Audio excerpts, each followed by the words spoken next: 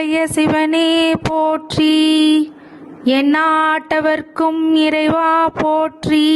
ஓம் விக்னேஸ்வராய நமக. குலதெய்வமான ஸ்ரீ பொன்னம்பல சுவாமி, ஸ்ரீ பொன்முத்து கற்பன சுவாமி, அங்காள பரமேஸ்வரி, பாப்பாத்தியம்மன் துணையுடன் இந்த நாள் இனிய நாளாக அமைய அனைவரின் அவரவர் குலதெய்வம் காத்து அருள் பாலித்து பிரம்மாண்ட வெற்றியை கொடுக்க வணங்குகின்றேன்.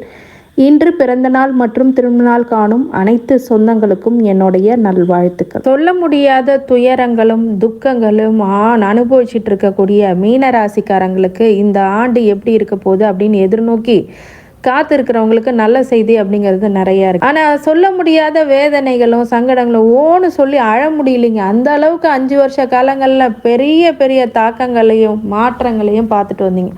கடந்த 3 வருடங்கள் சொல்ல முடியாத சங்கடங்கள், நம்பிக்கை துரோகங்கள், ஏமாற்றங்கள், இன்வெஸ்ட்மெண்ட் போட்டாங்க, ஒருத்தரை நம்பி கொடுத்தேங்க, பணம் எடுத்துகிட்டு ஓடிட்டாங்க அப்படின்னு சொல்கிறவங்க, ஜாமீன் கையெழுத்து போட்டாங்க, நண்பன் சொல்லி நிறைய பேர்த்துக்கு ஜாமீன் போட்டால் அவங்களுக்கு அவங்க என்னை ஏமாற்றிட்டாங்க.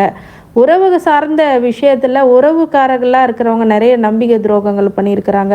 அதே மாதிரி யாரை நான் முழுசாக நம்பினனோ அவங்களே என்னை விட்டு விலகிட்டாங்க அப்படின்னு எதேதோ நிறைய பிரச்சனைகளில் நீங்கள் சந்திச்சிருப்பீங்க. இந்த மீனராசிக்காரங்க இந்த 3 வருடங்கள் சொன்னிலடங்காத துயரத்தையும் சந்தோஷத்தை இழக்க நிறைய விஷயங்களே ஏற்பட்டது அப்படின்னு சொல்லலாம். ஏன்னு கேட்டிங்க அப்படின்னா, இந்த விரய சனி அப்படிங்கிறது விரயத்தை காசில் பணத்தில் மட்டும் கொடுக்கலைங்க, மனசளவுலையும் கொடுத்துட்டாருங்க. அப்படிங்கிற சனி உங்களுக்கு நல்லா நிறைய விஷயங்களை தவறான முறையில் அணுகுமுறைகள்லாம் பண்ணி ஒரு மிகப்பெரிய ஒரு வஸ்ட் கண்டிஷன் அப்படின்றதுக்கு கொண்டு வந்தார். இந்த மீனராசிக்காரங்களுக்கு பொதுவாக ஒரு குணம் இருக்குது. எத்தனை அடிப்பட்டாலும் வேதனைப்பட்டாலும் வெளியில் சொல்லாமல் இருப்பாங்க. அதனால் பார்க்குறவங்களுக்கு ரொம்ப நிம்மதியாகவும் சந்தோஷமாக அவங்க இருக்கிறாங்க அப்படின்னு மனசில் நினைக்கிறேன். உங்களுக்கு என்னங்க அப்படின்னு சொல்கிறாங்க, ஆனால் எங்களுக்கு என்னன்னு எங்களுக்கு தான் தெரியும் அப்படிங்கிறது மீனராசிக்காரங்களுடைய குரல் அப்படிங்கிறது கண்டிப்பாக ஒழிக்கக்கூடியதாக இருக்கும். எவ்வளோதாங்க நான் பாடுபடுறது, இந்த குடும்பத்துக்காக பாடுபட்டு அண்ணனை வளர்த்தேன், தம்பியை வளர்த்தேன், அவங்கள வளர்த்தேன், இவங்கள வளர்த்தேன், ஆனால் அவங்க கொஞ்சம் கூட ஒரு நன்றி அப்படிங்கிறது நினைக்காம மீனராசிக்காரங்களை படாத பாடுபடுத்தியிருக்கிறாங்க. இவ்வளோ நாளாக நான் சேர்த்து வச்சுருந்த கௌரவம், சங்கட பிரச்சனைகள், கௌரவம், பணம் அப்படிங்கிறதெல்லாம் வரையமாயிட்டே வருதுங்க. நான் என்ன பண்ண போகிறேன்னு தெரியல, ஃப்யூச்சர் எப்படி இருக்குமோன்ற ஒரு பயமும் வருத்தமும் சங்கடமும் எனக்குள்ளே இருக்குது அப்படின்னு சொல்லக்கூடிய மீனராசிக்காரங்களுக்கு இந்த வருடம் உச்ச குருவாக ராசிநாதனே உச்சத்துக்கு வரும்போது மிகப்பெரிய உச்சநிலையை தொடக்கூடிய காலகட்டம், அப்படி கோல்டன் பீரியட் அப்படின்னு சொன்னால் அது மிகையாகாது. உச்சத்தில் இருக்கக்கூடிய குரு உங்களுக்கு தங்கம் ஒரு போட்டு தங்கம் இல்லாதவங்களுக்கு தங்கம் சேர்க்க வைப்பார், தங்கத்தை கொடுப்பார். நிறைய பேருங்க கோயில் கும்பாபிஷேகம் அப்படின்லாம் எடுத்து நடத்தக்கூடிய யோக பிராப்தம் அப்படிங்கிறது இந்த காலகட்டங்களில் ஏற்படும். ஒரு நல்ல பெருமையும் புகழும் உங்களுக்கு கண்டிப்பாக ஒரு 10ல் பார்க்கக்கூடிய அந்த குரு ஜூனுக்கு மேலே தொழிலை பார்க்குறாரு அப்படிங்கும் போது நீங்கள் நினச்ச காரியம் நினச்ச இடத்துல சூப்பராக அமைய போகுது, சூப்பராக இருக்க போகிறீங்க. இது ஒரு மிகப்பெரிய ஒரு நல்ல காலகட்டம். ராசியே பார்க்குறாரு அப்படிங்கிறது மிகப்பெரிய கௌரவத்தை கொடுப்பாரு, லாபத்தை கொடுப்பாரு, பூர்வ புண்ணியத்தை கொடுக்க போகிறாரு அப்படின்னு சொன்னால் இது ஒரு நல்ல அமைப்பு. 12 வருஷத்துக்கு ஒரு தடவை வரக்கூடிய ராசிநாதன் குரு உச்சமடைகிறாரு அப்படிங்கிறது மிகப்பெரிய யோக பலன் அப்படின்னு சொல்லலாம். ஹீரோவாக தெரிய போகிறீங்க, எல்லா கண்ணுக்கும் ஹீரோயினாக தெரிய போகிறீங்க அப்படிங்கிறது தான் உண்மை. மே மாதத்துக்கு அப்புறம் ஒரு நல்ல கோல்டன், ஒரு தனி தேஜஸ், தனி பாராட்டு, தனி ஒரு மாற்றங்கள் அப்படிங்கிறது கண்டிப்பாக ஏற்படும். நாளில் இருக்கக்கூடிய குரு ஒரு வீடு மனை வாங்கிறதுக்கு நிறைய ட்ரை பண்ணுங்க, அது நடக்கலைங்க, இனிமேல் நடக்க போகுதுங்க. 5ஆம் இடத்துல வருகின்ற குரு உங்களுக்கு உச்ச குருவாக மிகப்பெரிய ஒரு மாற்றங்களை, பஞ்சமத்தில் வரக்கூடிய குரு மிகப்பெரிய ஒரு மாற்றங்களையும் தெளிவையும் சந்தோஷத்தையும் வெற்றிகளையும் குவிக்கக்கூடியதாக இருக்கு. மே மாதத்துக்கு அப்புறம் பார்த்தீங்கன்னா நீங்கள் ஒரு ஹீரோயினாக தெரிய போகிறீங்க, ஒரு ஹீரோவாக தெரிய போகிறீங்க. இதுதான் உண்மை. நிறைய பேருக்கு உத்தியோகம் கிடைக்காம இருக்கிறவங்களுக்கு இந்த காலகட்டங்கள் உத்தியோகத்தை கண்டிப்பாக கொடுத்தே தீரும். ரொம்ப நாளாக வேலை இல்லாதவங்களுக்கு வேலை கொடுக்க போகுது, தொழில் அமையாதவங்களுக்கு தொழில் அமைக்க போகிறார். தொழில் ஏற்கனவே பின்னடைஞ்ச நிலையில் இருக்கிறவங்களுக்கு இப்போ புதுசாக ஒரு உத்வேகத்துடன் ஒரு தொழிலை தொடர்ந்து நடத்தக்கூடியதாகவும் இந்த 10ஆம் இடத்து குரு பார்வை அப்படிங்கிறது டெஃபினட்டாக கொடுக்கும். உச்சகுரு பார்க்கும்போது மிகப்பெரிய ஒரு யோக பலன் அப்படின்னு சொல்லலாம். உச்சகுரு உள்ளே வரும்போதே என்ன பண்ணுவார், தங்கத்தோட விலையை ஏற்றி விட்டுருவார். அதே மாதிரி தங்கம் நம்மலாம் எட்டாக்கனியாக இருக்குங்க அப்படின்னு நினைக்கிறவங்களும் மீனராசிக்காரங்க இந்த காலகட்டங்களில் கண்டிப்பாக ஒரு போட்டு தங்கமாவது வாங்குவீங்க, 1 கிராமாவது வாங்குவீங்க. அவங்கவுங்க தகுதிக்கேற்ப கண்டிப்பாக தங்க நகைகளை வாங்குவீங்க. உங்களுக்கு 1 பவுன் வாங்க முடியும்னா அந்த இடத்துல 2 பவுனாக வாங்குவீங்க. அதே மாதிரி 1,00,000க்கு வாங்குறவங்கலாம் 5 லட்சத்துக்கு வாங்கக்கூடிய யோக பிராப்தம் வரும். அதே மாதிரி 1 கோடிக்கு கூட வாங்குவீங்க. ஒரு 500 கிராம் வாங்கணும்னு கிலோ கணக்கில் வாங்கணும் அப்படின்றவங்களும் 1 கிலோ 2 கிலோ வாங்குவீங்க. அந்த மாதிரி யோக பிராப்தம் உங்களுக்கு இந்த காலகட்டங்களில். ரொம்ப காமெடியெல்லாம் பண்ணாதீங்க மேடம் அப்படின்னு சொல்கிறது எனக்கு கேட்குது. கண்டிப்பாக உச்ச குரு உங்களுக்கு கண்டிப்பாக உங்கள் தகுதிக்கு ஏற்ப நகை பணம் அப்படிங்கிறது கண்டிப்பாக இந்த காலகட்டங்களில் கொடுத்தே தீர்வார்.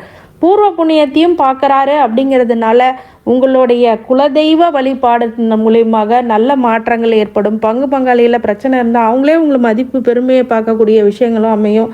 அதே மாதிரி எதிரிகளாக இருக்கக்கூடியவங்கெல்லாம் இப்போ உங்களை பார்த்து ரொம்ப மிரள்வாங்க. அதே மாதிரி 9ல் இருக்கக்கூடிய அந்த குரு அப்படிங்கிறது வெளிநாட்டு பயணங்கள், வெளிநாட்டு விஷயங்களில், வெளிநாட்டு டிரான்சாக்ஷன் அப்படிங்கிறதெல்லாம் மிகப்பெரிய வெற்றிகளை கொடுக்க போகிறார். அதுக்கப்புறம் 11ல் பார்க்கக்கூடிய அந்த குரு பார்க்குற இடம்லாம் பலன் கொடுப்பாருன்ற பட்சத்தில் 11ஆம் இடத்துல லாபத்தையும் கொடுப்பார். உங்களுக்கு ப்ராஃபிட்டபிளான டைம் அப்படின்னு சொல்லலாம். ஏற்கனவே கொஞ்சம் நெஞ்சாக போயிட்டுருக்குங்க அப்படின்றவங்களுக்கு மிகப்பெரிய அளவில் ஒரு மாற்றங்களை தொழிலில் கண்டிப்பாக கொடுத்துருவார். ஒரு 2 பேர் வச்சு வேலை வாங்குகிற இடத்துல 10 பேர் எடுத்து வேலை வாங்குறது, 10 பேர் வச்சு வேலை வாங்குறவங்களுக்குலாம் 100 பேர் வச்சு வேலை வாங்கக்கூடிய யோக பிராப்தம் அப்படிங்கிறது அமையும். சில பேர் சொல்லுவாங்க, நான் கல்யாண வீட்டில் வந்தேன்னா நான் தான் கல்யாண பொண்ணு அப்படின்னு சொல்லுவாங்க இல்லையா? அந்த மாதிரி பழமொழி உங்களுக்கு தான் பொருந்தும் இந்த காலகட்டங்களில். நீங்கள் தனி தேஜஸோட ஒரு 100 பேர் இருக்கிற கூட்டத்தில் தனி ஒரு ஆளாக நல்ல சாதனையும் ஒரு தனி தேஜஸும் ஸ்டேட்டஸும் கொண்டு வரப்போகுது இந்த குரு. ராசிநாதன் உச்சம் அடைகிறது 12 வருஷத்துக்கு ஒரு தடவை அப்படிங்கும்போது இந்த உச்ச குரு இந்த ஜென்ம சனியை மிகப்பெரிய அளவில் செயல்பட விடாது. மார்ச் 8க்கு அப்புறம் வாழ்க்கையில், மார்ச் 6, 8க்கு அப்புறம் வாழ்க்கையில் வாக்கிய பஞ்சாங்கப்படி சனி பயிற்சி நடக்கக்கூடிய இந்த காலகட்டங்களில் கண்டிப்பாக உங்களுக்கு நல்ல யோக பிராப்தம் இந்த வருகின்ற இந்த உச்சகுரு உங்களுக்கு மிகப்பெரிய அளவில் மாற்றங்களை ஏற்படுத்தும். கடந்த காலங்களில் 12ல் இருக்கக்கூடிய ராகும் 6ல் இருக்கக்கூடிய இந்த கேதுவும் இப்போது வரைக்கும் வந்துட்டுருக்கு.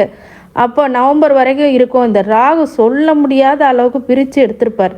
விரயத்தில் இருக்க ராகு 6ல் இருக்க கேது உங்களை வாழ விடாமல் எதிரிகள் தொல்லை, மறைமுக எதிரி அப்படிங்கிறதெல்லாம், கடன் நோய் அப்படிங்கிறதெல்லாம் ரொம்ப கஷ்டப்படுத்திருக்கும். இப்போ நோய் சரியாகக்கூடிய காலகட்டமாக இந்த காலகட்டம் அமையும்.